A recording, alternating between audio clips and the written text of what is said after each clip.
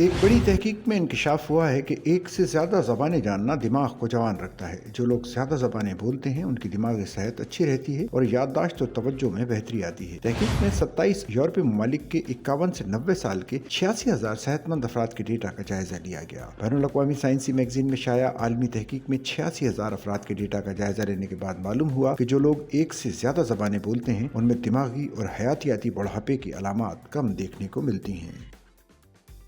सचल news network की videos में खुशामदीद। नाजरीन, वीडियो से मुतालिक अपनी कीमती राय का इजहार कमेंट बॉक्स में ज़रूर करें और चैनल को सब्सक्राइब करें।